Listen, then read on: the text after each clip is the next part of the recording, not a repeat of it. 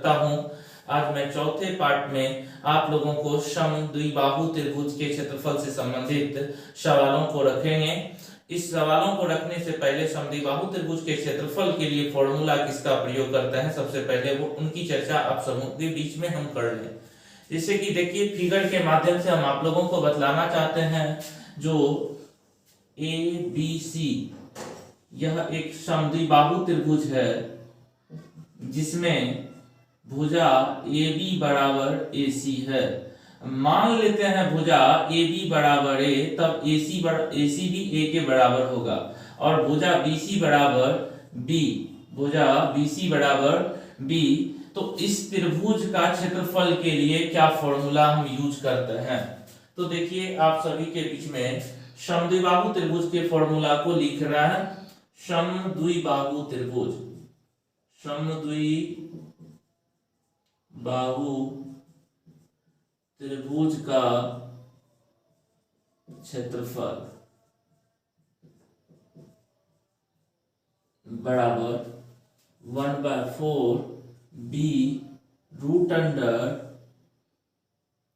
4a square minus b square. तो इस फॉर्मूले की सहायता से हम समद्विबाहु त्रिभुज का क्षेत्रफल ज्ञात करते हैं। तो आप लोगों को बतला दें इसका जो ये फॉर्मूला होता है वो हम किस प्रकार प्राप्त करते हैं। तो सबसे पहले आप इसमें ध्यान दीजिए, ABC एक समद्विबाहु त्रिभुज है। ABC एक समद्विबाहु त्रिभुज है जिसमें भुजा AB AC बराबर है, जिसको हम मान चुके हैं इन दोनों भुजाओं को, जो भुजा AB और AC A है और भुजा BC B है। तो आपको हम बतला दें जो समद्विबाहु त्रिभुज के समान भुजाओं के जो शीर्ष होते हैं उनसे उसकी सम्मुख भुजा पे डाला गया लंब सम्मुख भुजाओं को दो बराबर भागों में बांटती है। तो जैसे कि यहाँ सम्मुख शीर्ष A से भुजा BC पर जो हम लंब डाल रहे हैं, तो ये क्या करेगी, BC को दो बराबर भागों में बांटेगी। लंब AD BC को दो बराबर भागों में बांटेगी, अर्थात BD जो है वो B/2 हो जाएगा। अब देखिए ये भी एक समकोण त्रिभुज का निर्माण होता है। ABD यह एक समकोण त्रिभुज है। और समकोण त्रिभुज में आप लोगों को मालूम होगा, पिछले पार्ट में हम पढ़ चुके हैं, जो दो भुजाएं मालूम हो तो तीसरी भुजा को प्राप्त कर सकते हैं। जैसे कि देखिए भुजा AD निकालनी हो तो AD बराबर रूट अंडर AB का स्क्वायर माइनस BD का स्क्वायर। तो क्या होता है, देखिए AB हमको मालूम है A है, तो A का स्क्वायर और BD जो है माइनस B/2 का whole square root under A square minus B/2 का whole square B square by 4।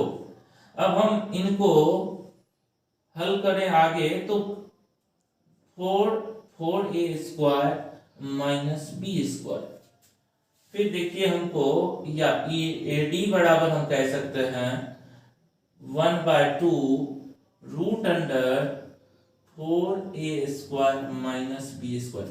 यहाँ ध्यान से देखिए ये 1/2 जो है, यहाँ हम 4 को बाहर ला सकते हैं, यानी यहाँ पे इन सभी के गुणा में मौजूद 1 है और यहाँ पे बट्टे में 4 है। तो 1 का वर्गमूल 1 होता है और 4 का वर्गमूल 2 होता है, और ये इनके वर्गमूल नहीं निकलेंगे, इसीलिए ये रूट के अंदर ही है। तो ये हमें अब AD प्राप्त हो गया। AD क्या होता है, इस त्रिभुज का लंब हो गया, इस त्रिभुज का लंब है। आप लोगों को हम दूसरे पार्ट में बताए थे त्रिभुज के मौलिक सूत्र के बारे में, त्रिभुज के क्षेत्रफल ज्ञात करने से संबंधित मौलिक सूत्र के बारे में आप लोगों के बीच में हम रखे थे, जो 1/2 गुना आधार गुना ऊंचाई होता है। तो यहाँ 1/2 गुना आधार BC हो गया और ऊंचाई AD हो गई। तो हमें अब AD मालूम है 1/2 root under 4A square minus B square. तो हम आराम से इस त्रिभुज का क्षेत्रफल देखिए उस सूत्र की सहायता से कैसे ज्ञात करते हैं। अब त्रिभुज ए बी सी का क्षेत्रफल बराबर 1/2 गुना आधार यानी बेस गुना ऊंचाई।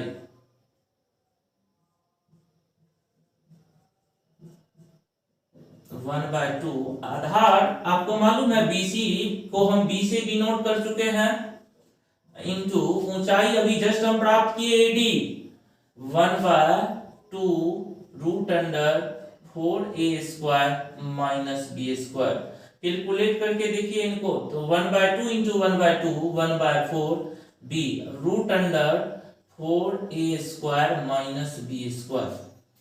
तो आप लोगों को समझ में आ गया कि इस फॉर्मूले को हम किस प्रकार से प्राप्त करते हैं। तो हमें त्रिभुज के क्षेत्रफल ज्ञात करने का जो मौलिक सूत्र है उनकी सहायता से हम इनको प्राप्त करते हैं। और इनमें आप लोगों को ध्यान रखना है, जो समद्विबाहु त्रिभुज में समान भुजाओं द्वारा बनाए गए शीर्ष से उसकी सम्मुख भुजा पे डाला गया लंब उस भुजा को दो बराबर भागों में बांटती है, उस भुजा को दो बराबर भागों में बांटती है। अब हम इनसे जुड़े कुछ सवालों को आप लोगों के बीच रख रहे हैं, ध्यान से इनको देखिए।